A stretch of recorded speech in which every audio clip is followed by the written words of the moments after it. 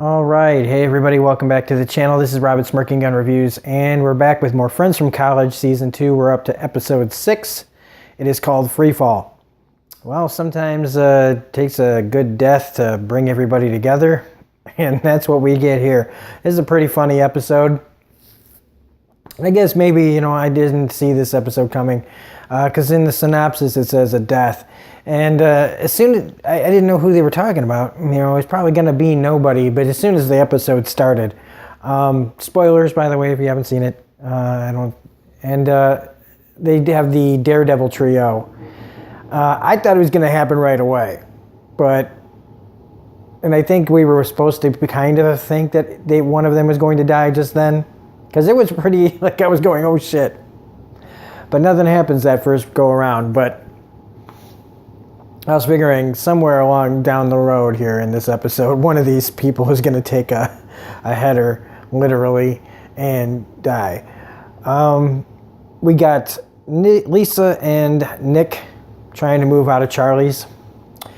Charlie just being pissed off. I mean, I kind of see where he's coming from, like 1 second everything's fine and the next second it's not, because,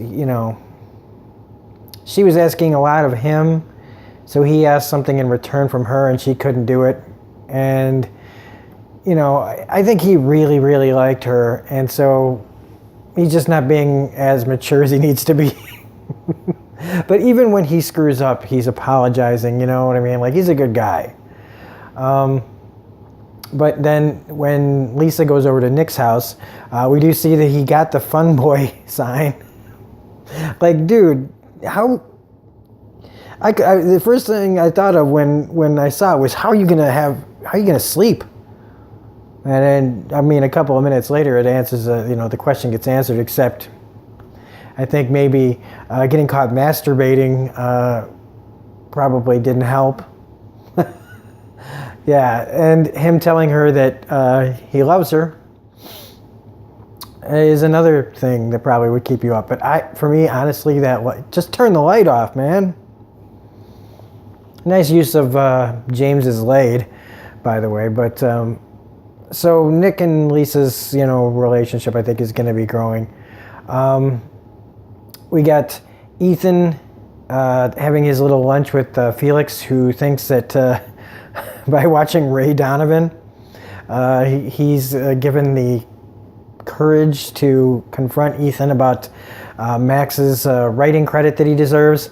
But it doesn't quite go as he planned, because as Felix says, he's the closer, or the fixer.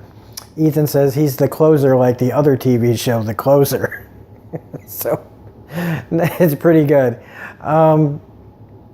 It's really then we have Sam and Ethan trying to do whatever, basically the beginning of their real relationship, their non-secretive relationship. And that dude from the wedding is just odd, man. Okay, some people think freckles and stuff are attractive. I think they're all right, but this guy is just one great big freckle, and he kind of looks like a turtle, and I shouldn't be like this, but he is just so odd looking that I don't know if he's that guy that you pray doesn't come out of his room. If he's your roommate and you've got a girl over, he's the guy that you pray doesn't come out of his room and make things awkward or more awkward. But it's whatever. So we get to Ethan and Lisa and Nick the day after, trying to kind of laugh off the whole catching him jerking off thing, which, yes, it's embarrassing, but they used to date, and not that long ago they were going at it pretty hardcore in the Cayman Islands, so it's not like they aren't familiar with each other's naked bodies. I just think that when you're trying to take care of yourself, it's like peeing. It's like anything in the bathroom. It's all private. You know what I mean? Like, it would have been the same if she had walked in and he was taking having a massive bowel movement, But maybe, I don't know. It's been a long day. But they laugh it off, and Nick decides, hey, let's watch the Daredevil live stream. And yeah, I mean, this is what I knew. I knew that this was where it was going to happen. Like, they're sitting there just getting comfortable. He's eating his Chobani flips, I think, when he just goes splat. And I love it. I love it because they just, how would you react? You're like, holy shit. And he just keeps eating.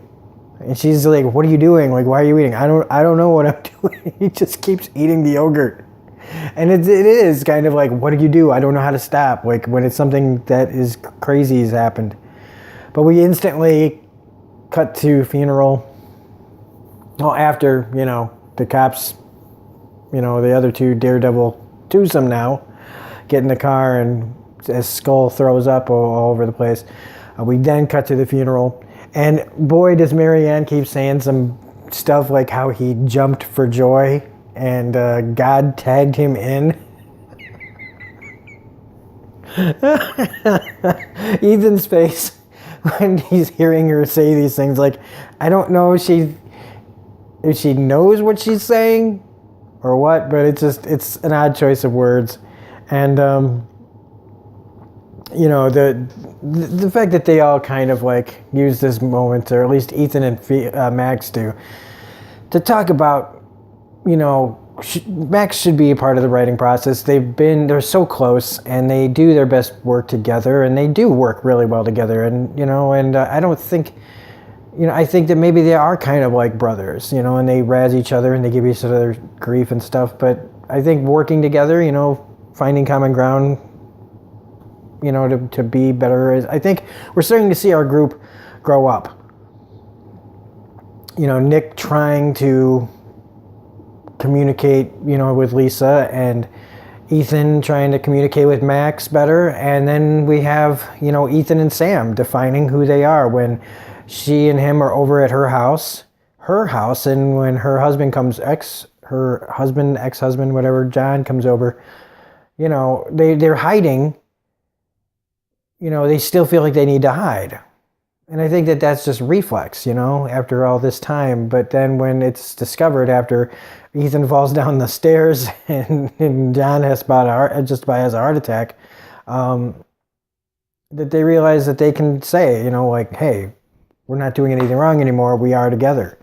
And John, begrudgingly, kind of teary, sad, says, that's good. I hope, good for you, kind of thing. And it is. Good for them. Like, they're living honestly, whatever.